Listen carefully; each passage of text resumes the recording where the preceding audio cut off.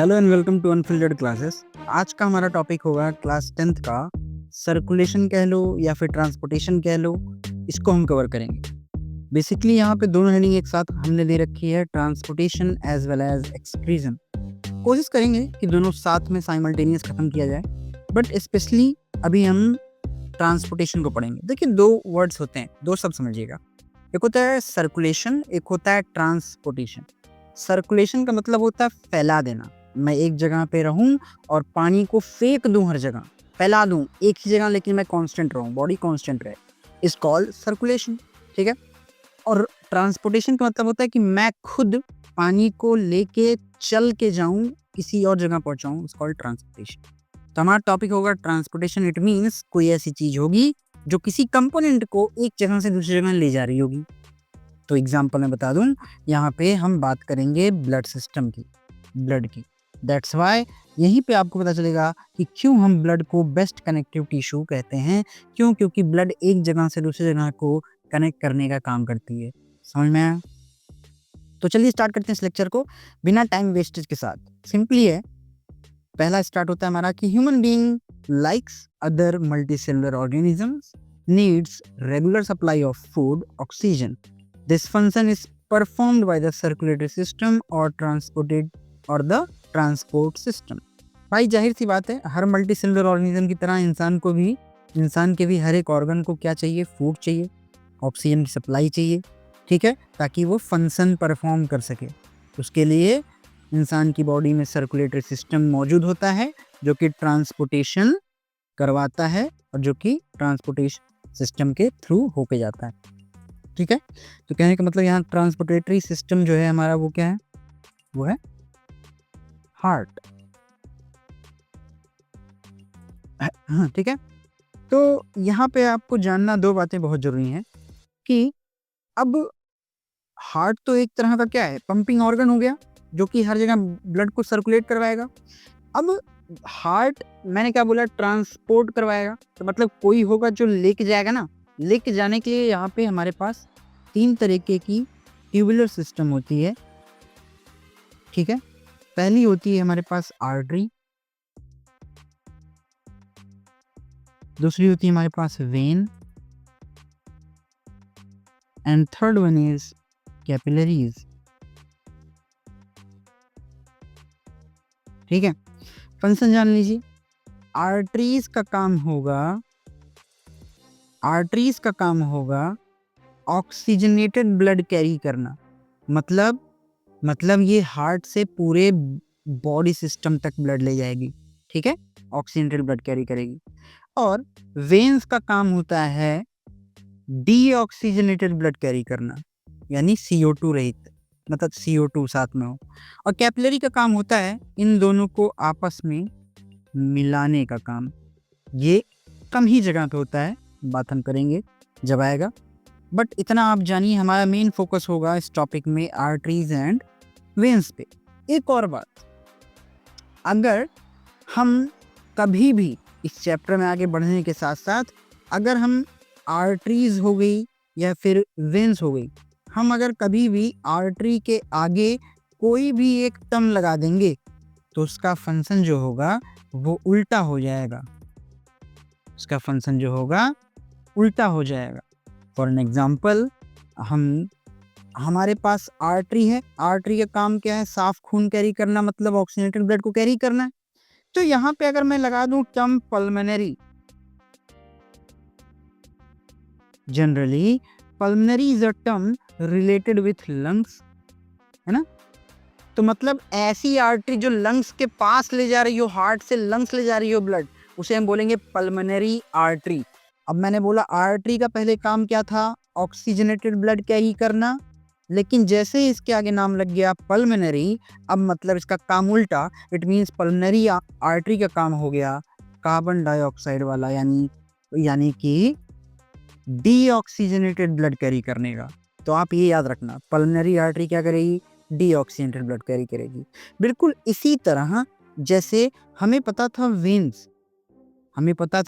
Veins का काम क्या है? डीऑक्सीजनेटेड ब्लड को कैरी करना। ठीक है, ये किसका काम है? ये काम था वेन्स का। लेकिन जैसे ही जैसे ही इसके आगे एक टर्म लग गया पल्मोनरी, पल्मोनरी इसका फंक्शन उल्टा हो गया और पल्मोनरी वेन कहलाएगी। पल्मोनरी वेन का काम होगा अब ऑक्सीजनेटेड ब्लड कैरी करना। बात इतनी क्लियर है क्या? ये बात, ये कंसेप्ट याद रखोगे तो इसमें, इस टॉपिक में कहीं भी आपको प्रॉब्लम नहीं आने वाली है, क्योंकि यही एक प्रॉब्लम होती, यही एक कंफ्यूजिंग जोन होता है इस पूरे टॉपिक में। ठीक है, चलिए जी, हम बात करते हैं। देखिए हार्ट, हम कहते हैं कि एक क्लिंच जितना शेप का होता है, ठीक है, एक फिंच जो होता है इतना ही बड़ा हार्ट होता है ह्यूमन में। अब हम बात करेंगे उस हार्ट को एक समझने के मतलब एक समझने के पॉइंट ऑफ व्यू से। जनरली हमको पता ही है we have 4 chamber of heart in which, देखो एक चेम्बर होता है हमारा, ये होता है हमारा, इसे हम कहते हैं राइट एट्रियम, इसे हम कहते हैं लेफ्ट एट्रियम, इसे हम कहते हैं राइट वेंट्रिकल, इसे हम कहते हैं लेफ्ट वेंट्रिकल। अब आप सोचोगे हम इसको राइट वेंट्रिकल बोल रहे हैं लेकिन है तो ये लेफ्ट साइड हमारे, तो याद रखना ये हम अपने पीओवी से नहीं बोलते, ये हम अपने पॉइंट ऑफ व्यू से नहीं बात करते, हम ये पॉइंट ऑफ व्यू से बात करते हैं कि हमारे पास बॉडी कैसे है। आप अगर सामने बॉडी हमारे सामने अगर लेटी है तो उसका हमारा जो होगा साइन उल्टा होगा ना, उसके रिस्पेक्ट में हम बात करते हैं, उसके रिस्पेक्ट में ये चीज राइट है और ये चीज लेफ्ट है। क्लियर है क्या? चलो समझिएगा लिटिल बिट, क्योंकि मेन कोर टॉपिक इस टॉपिक का यही है। ये समझ में आ गया तो आपका सर्कुलेशन बिल्कुल क्लियर है। ठीक है, होता क्या है आप समझिए। सबसे पहले हमारी बॉडी में मान के चलिए देखिए, सबसे पहले डीऑक्सीजनेटेड ब्लड यानी कि, मैं इसको थोड़ा सा रब कर लेता हूँ ताकि समझाने के काम आवे। ठीक है, देखिए जो डीऑक्सीजनेटेड ब्लड है वो हमारी पूरी बॉडी से यहाँ पे आ चुका है। डीऑक्सीजनेटेड ब्लड यानी कि CO2 ब्लड जो है यहाँ पे आ चुका है। कहाँ पे? राइट एट्रियम में। सही है जी, राइट एट्रियम में। अब राइट एट्रियम का दबना मतलब कॉन्ट्रैक्शन ऑफ राइट एट्रियम कहलाता है सिस्टोलिक प्रेशर, जो कि मैं आगे बताऊंगा। ठीक है, राइट एट्रियम जब दबी, ये ऊपर जब ये वाला चेम्बर दबा तो देखो ना, इधर के भी दरवाजे बंद हैं, इधर के भी दरवाजे बंद हैं, इधर के भी दरवाजे बंद हैं, बस ओपन इधर का रास्ता है और इसको हम लोग कहते हैं बाइकस्पिड वॉल्व। क्या? इसको हम लोग कहते हैं बाइकस्पिड वाल्व। ठीक है जी। अब ये जो CO2 वाला ब्लड है इस बाइकस्पिड वॉल्व के थ्रू पुश हो जाता है राइट वेंट्रिकल में। इट मीन्स यहाँ पे राइट वेंट्रिकल में जो ब्लड आया है वो भी अभी डीऑक्सीजनेटेड ही है। इट मीन्स उसमें भी कार्बन डाइऑक्साइड है। अब देखो बेटा, कार्बन डाइऑक्साइड एक तरीके का गैसियस वेस्ट मटेरियल है हमारी बॉडी में। अब गैसियस वेस्ट मटेरियल है तो हमें निकालना भी होगा गैसियस रेस्पिरेटरी ऑर्गन से, यानी कि नॉस्ट्रिल से, लंग्स के होते हुए थ्रू नॉस्ट्रिल से हम रिमूव करेंगे। तो दैट्स व्हाई इस राइट एट्रियम में जो ब्लड आया उसमें क्या है? कार्बन डाइऑक्साइड यानी कि डीऑक्सीजनेटेड ब्लड है। ठीक है, अब आप समझना हमारा कंसेप्ट आने वाला है, हमारा कंसेप्ट तक चमकेगा यहीं पे देखना।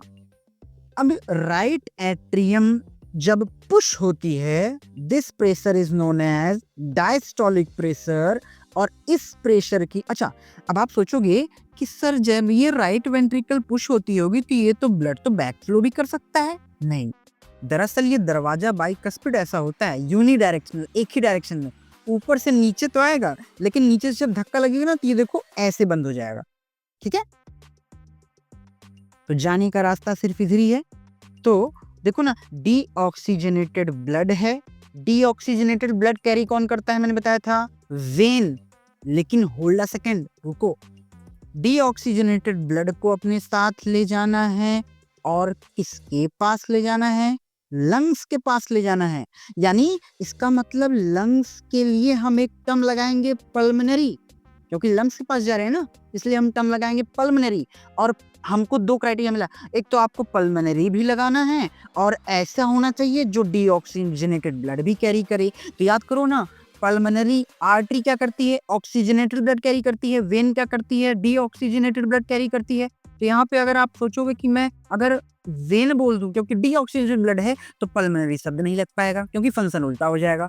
इट मीन्स अगर मैं आर्टरी रखूं, आर्टरी तो चलो ऑक्सीजनेटेड है लेकिन हमें पल्मोनरी भी लगाना है, तो हम जैसे ही पल्मोनरी लगा देंगे आर्टरी के साथ में तो देखो ना आर्टरी का फंक्शन उल्टा, इट मीन्स हार्ट के पास जाना है, पल्मोनरी वर्ड भी लग गया और डीऑक्सीजनेटेड ब्लड का ही क्या मतलब आर्टरी, क्योंकि आर्टरी का फंक्शन उल्टा क्योंकि लग गया पल्मोनरी, तो this is known as pulmonary artery. That's why क्योंकि ये डीऑक्सीजनेटेड ब्लड कैरी कर रही है और आपका कहाँ से, राइट वेंट्रिकल से लंग्स के पास ले जाएगी। ये इतनी बात। अब लंग्स के पास डीऑक्सीजनेटेड ब्लड गया है तो याद करो अभी जस्ट इसके पहले का लेक्चर आपने देखा होगा, वहां में बताया एल्वेलाई जो थी उसके आसपास कैपिलरी वेन्स आर्टरीज लिपटी हैं, जो करती है वो क्या करती है, गैसियस CO2 को छोड़ देती हैं और O2 को ले लेती हैं। तो ये क्या करेगी, यहाँ पे कार्बन डाइऑक्साइड को इसने लंग्स में छोड़ दिया CO2 को, ठीक है, और इस लंग्स से O2 को ले लिया, इस लंग्स से O2 को भर भर के यहाँ पे ले लिया, ठीक है। अब देखो ना लंग्स से ही अटैच हो और ऑक्सीजनेटेड वाला सिस्टम लंग्स से अटैच हो मतलब कंफर्म है वर्ड पल्मोनरी लगेगा, और ऑक्सीजनेटेड है तो वो याद करो वेन का काम होता है डीऑक्सीजनेटेड कैरी करना, लेकिन पल्मोनरी लगा दोगे तो उल्टा वाला हो जाएगा ना इसका सिस्टम। तो पल्मोनरी वेन मतलब देखो ना लंग्स से निकला है तो हमें वर्ड लगाना पड़ेगा पल्मोनरी, और वेन इसलिए क्योंकि फंक्शन तो उल्टा करना था, तो यहाँ पे पल्मोनरी वेन क्या करेगी, ऑक्सीजनेटेड ब्लड कैरी करेगी, कहाँ से, लंग्स से कैरी करेगी राइट एट्रियम में, लंग्स से कैरी करेगी कहाँ को, राइट एट्रियम में। अब ये राइट एट्रियम में ऑक्सीजनेटेड ब्लड आ चुका है, राइट एट्रियम में ऑक्सीजनेटेड ब्लड आ चुका है, क्लियर है क्या। अब राइट एट्रियम का दबना, सिस्टोलिक प्रेशर, ब्लड का नीचे फ्लो करना through tricuspid valve,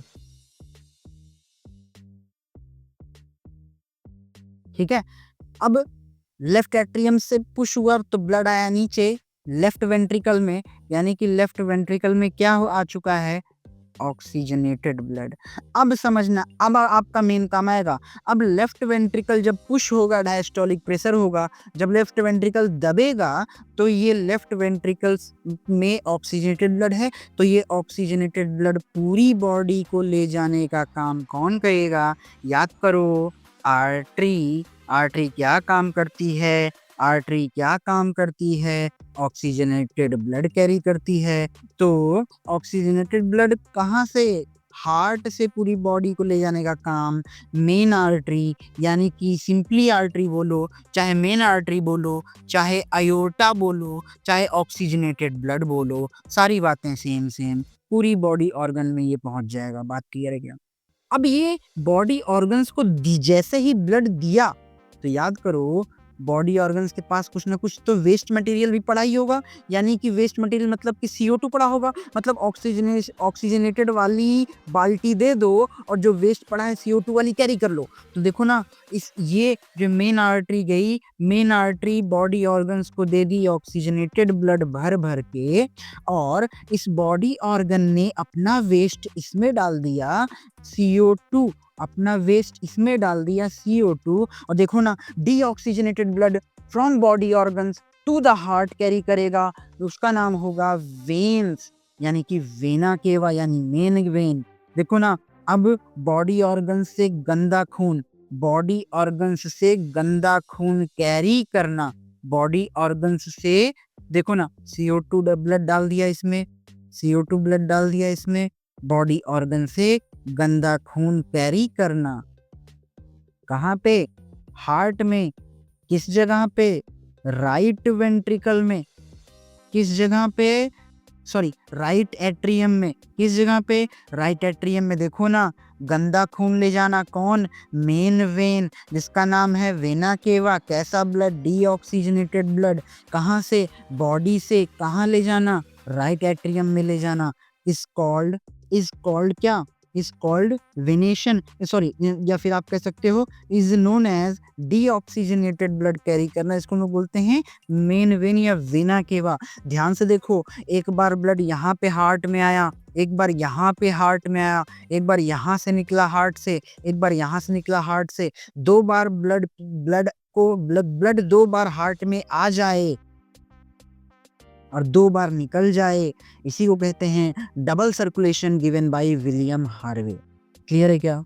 I hope अगर आपने इसको ध्यान से देख लिया तो आपको बहुत अच्छे से बातें याद हो जाएंगी। ठीक है, अब जो लंग्स की तरफ वाला सारा खेला है उसको हम लोग बोलते हैं पल्मोनरी सर्कुलेशन, क्योंकि पल्मोनरी वर्ड है लंग्स के रिलेटेड, और जो हार्ट वाला सिस्टम है पूरा उसे हम लोग बोलते हैं systematic circulation because it is related with heart.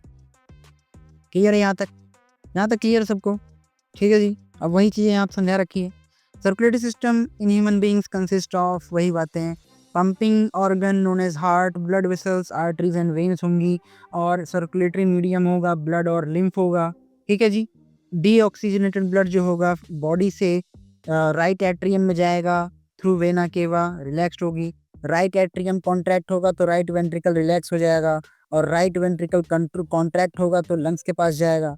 ठीक है, ये था हमारा पल्मोनरी सर्कुलेशन। अब ब्लड सर्कुलेशन इन हार्ट कैसे होगा? देखो, ऑक्सीजनेटेड ब्लड जो होगा वो जाएगा लेफ्ट एट्रियम में, रिलैक्स होगा, लेफ्ट एट्रियम कॉन्ट्रैक्ट होगा, फिर लेफ्ट वेंट्रिकल रिलैक्स होगा तो लेफ्ट वेंट्रिकल कॉन्ट्रैक्ट होगा, फिर उसके बाद आयोटा के थ्रू वाया बॉडी पार्ट्स में पहुंच जाता है। खैर, ये जो मैंने अभी बताया इससे आपको बातें बिल्कुल नहीं समझ में आएंगी, लेकिन इससे आएंगी, और यही आपका मेन है समझने का। ठीक है, मैं बार बार कह रहा हूँ, नहीं समझ में आया तो प्लीज़ एक बार वीडियो को पीछे से करके देख लेना, लेकिन देख जरूर लेना। एनसीईआरटी का डायग्राम के थ्रू अगर बात करें तो ये रहा हमारा 4 चेम्बर्ड हार्ट, ऐसा कुछ। ठीक है, तो ये सारी बातें सेम है जो हमने अभी समझा दिया, आप देख सकते हो। ठीक है, इस डायग्राम को थोड़ा सा देख लेना, लेबल कहीं भी में भी आ जाता है। बात करते हैं ब्लड का, बात करते हैं ब्लड। ब्लड क्या है? मैंने अभी बताया, blood is a fluid connective tissue and we can also complement it as a best connective tissue, as a best connective tissue. इसके बिना तो कुछ भी नहीं है। ठीक है, ब्लड में कुछ सॉलिड कंपोनेंट्स होंगे और ब्लड कॉर्पसल्स होंगे, और कुछ लिक्विड कंपोनेंट्स होंगे, इनको हम प्लाज्मा कहते हैं। ठीक है, ब्लड में जो लिक्विड कंपोनेंट्स होंगे उन्हें हम प्लाज्मा कहते हैं, और जो सॉलिड कंपोनेंट्स होंगे उन्हें हम कहते हैं blood corpuscles.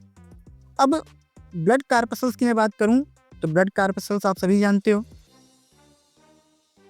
RBC red blood corpuscles, blood platelets WBC यानी कि वाइट ब्लड कार्पसल्स।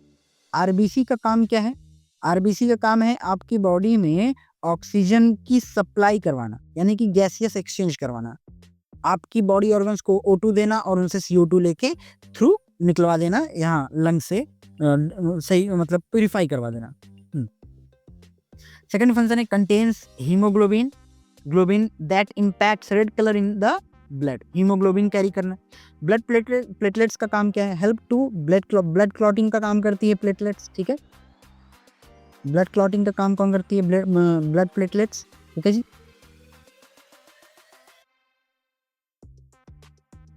WBC का काम क्या है? Provides body defence bye engulfing the germ cells and producing antibiotics या फिर एंटीबॉडीज। हमारी बॉडी को जर्म्स यानी कि रोग प्रतिरोधक क्षमता देना और बैक्टीरिया और वायरसेस को एंटीबॉडी प्रोड्यूस करवा के उन्हें इनगल्फ करवा देना। ठीक है, अब प्लाज्मा क्या होता है? Plasma is a yellowish odourless मतलब सॉरी ऑर्डरलेस क्या हूँ, कलरलेस मतलब जिसका कोई कलर ना हो। ठीक है, येलो कलर का येलोइश कलरलेस फ्लूइड होता है जिसमें 90% तो वाटर होता है और 10% ऑर्गेनिक सब्सटेंस होते हैं, और 10% जो ऑर्गेनिक सब्सटेंस होते हैं उनमें से वो क्या होते हैं? वो 10% जो ऑर्गेनिक सब्सटेंस होते हैं वो होते हैं plasma protein, albumin protein, globulin protein, inorganic minerals. ये सारी चीजें उसमें इनमें पाई जाती हैं। ठीक है, ये सारी चीजें इसमें पाई जाती हैं। ठीक है जी, प्लाज्मा के बारे में जान गया। थोड़ी सी बात कर लेते हैं लिम्फ के बारे में। आखिर लिम्फ क्या है? देखो, लिम्फ क्या है? एक तरह का येलोइश फ्लूइड है, escape from the blood capillaries that intercellular space contains less protein than the blood. Lymph flows the tissue. देखो, लिम्फ अगर मैं बात करूं लीफ भी एक तरीके का ना बैरियर ही प्रोवाइड करता है अनवांटेड मतलब कि फॉरेन बॉडीज से, ठीक है। तो ये लिम्फ नोड्यूल्स में स्टोर होते हैं और इनके थ्रू हमारी बॉडी को एक तरह का डिफेंस मैकेनिज्म मिलता है, ठीक है। और ब्लड वेसल्स की बात करें तो हमने बता ही दिया, ब्लड वेसल्स हमारे पास दो आर्टरीज और वेन्स, दोनों का डिफ्रेंशिएट समझ लीजिएगा। Arteries carries oxygenated blood from heart to the body part except pulmonary artery, ठीक है। Also called distributing vessels, thick होती है, इलास्टिक होती है। Veins carry deoxygenated blood from body to the heart except pulmonary vein, also known as collecting vessels. Third, ये thin होती है और लेस इलास्टिक होती है। ट्रांसपोर्ट इन प्लांट्स की मैं बात करूं तो there are two main components और pathways in plants to transport. क्या होते हैं वो मेन, आप सभी को पता है। एक होता है जाइलम, जस्ट एक होता है जाइलम, एक होता है फ्लोएम। जाइलम क्या काम करता है, xylem carries waters and minerals from root to the other part of plant. Xylem क्या बेसिकली जाइलम का काम होता है वाटर को ट्रांसपोर्ट करवाना, कहाँ से, फ्रॉम रूट्स। और कोई एनर्जी इसमें रिक्वायर्ड नहीं होती है और कोई एनर्जी इसमें यूज नहीं होती है। याद रखना, xylem is a unidirectional process. मान लो ये हमारा पेड़ है, और एन एग्जांपल मान लो ये हमारा पेड़ है और रूट से अगर पानी जा रहा है तो हमेशा नीचे से ऊपर ही जाएगा, यूनिडायरेक्शनल, सिंगल डायरेक्शन में, एक ही डायरेक्शन में पानी का फ्लो होगा, है ना। तो जाइलम का फ्लो कैसा होता है, जाइलम का फ्लो होता है इन अ यूनिडायरेक्शनल, यूनी डायरेक्शनल, सिर्फ एक डायरेक्शन में। अब फ्लोएम का काम क्या है, phloem carries product photosynthesis leaf from the plant and energy is used from ATP. Phloem क्या होता है, फूड और मिनरल्स का ट्रांसपोर्ट करवाने का काम करता है। अब आप समझो, ये रहा मान लो प्लांट, ठीक है जी, और ये रही मान लो प्लांट की लीफ। फोटोसिंथेसिस तो हुआ लीफ में ना, तो खाना बना लीफ में, तो खाना तो रूट को भी चाहिए, तो खाना तो रूट में भी गया और ऊपर शूट में भी गया। तो मतलब कह सकते हैं कि फ्लोएम का जो ट्रांसपोर्ट होता है वो मल्टी डायरेक्शनल होता है, मल्टी डायरेक्शनल कह सकते हो या फिर बाई डायरेक्शनल कह सकते हो, दोनों बातें सही है, ठीक है जी। इतनी बातें समझ में आई, ये दोनों बात सही है। चलें,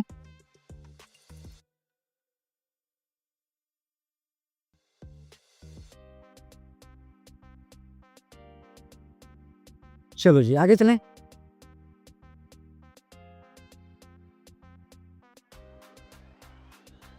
चलो, नेक्स्ट आता है हमारा ट्रांसपिरेशन। ट्रांसपिरेशन क्या होता है, देखो, ट्रांसपिरेशन इज बिल्कुल सिनोनिम है हमारी बॉडी में स्वेटिंग का। Transpiration is a phenomena, is a loss of water in a form of vapours in the plants. आप सोचो, हम लोग तो, हम अगर धूप में रहते हैं तो 2 मिनट तुरंत धूप लगी तो हम दौड़ के तुरंत छाया में जाते हैं या फिर छाया प्रीफर करते हैं। प्लांट्स को तो दिन भर एक ही जगह पर रहना है, धूप है तो धूप में ही रहना है। अब उस धूप के कारण प्लांट जल ना जाए, प्लांट्स की बॉडी बर्न ना हो जाए, उसके लिए प्लांट क्या करती है, उसके अगेंस्ट में वाटर को इन अ फॉर्म ऑफ वेपर निकालती है, जिससे होता क्या है, पसीना। तो एक तरह का वाटर जब निकलेगा तो थोड़ी बहुत विंड से क्या होगा, उसका टेम्परेचर मेंटेन रहेगा। तो इसी फिनोमिना को हम कहते हैं ट्रांसपिरेशन। ट्रांसपिरेशन है क्या, transpiration is a process of loss of water as vapour from aerial part of plant. Aerial part of plant का मतलब प्लांट की लीफ से, ठीक है जी। और फंक्शन क्या है इसका, absorption and upward movement of water and minerals by creating pull. अब देखो, ऊपर अगर पानी खाली हो जाएगा ऊपर के पार्ट्स में, तो जाहिर सी बात है वो नीचे से खींचेगा कि ताकि और ऊपर आ जाए।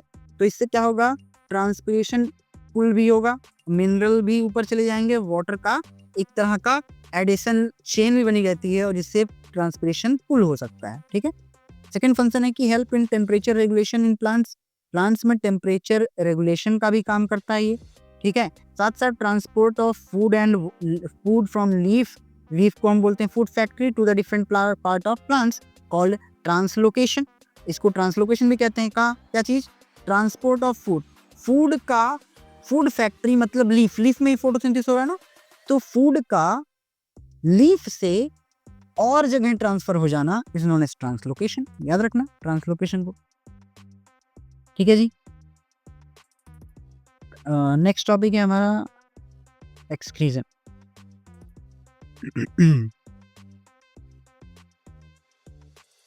चलिए, इतनी बातें क्लियर है यहाँ तक। यहाँ तक अगर बात क्लियर है तो अब हमारा लास्ट बचा है एक्सक्रीजन। एक्सक्रीजन हम नेक्स्ट में खत्म करेंगे, क्योंकि थोड़ा हमारा एम है कि लेक्चर छोटा हो जिससे आप देख सको पूरा। ठीक है, तो प्लीज़ रिक्वेस्ट है आप इस लेक्चर को पूरा देख के जाना, और मैं काम की बातें बताया हूँ, फालतू चीज़ें नहीं बताया हूँ। ठीक, मिलते हैं आप सभी से नेक्स्ट वीडियो नेक्स्ट पार्ट में। तब तक आप लोग अपना ध्यान रखिए एंड स्टे हेल्दी।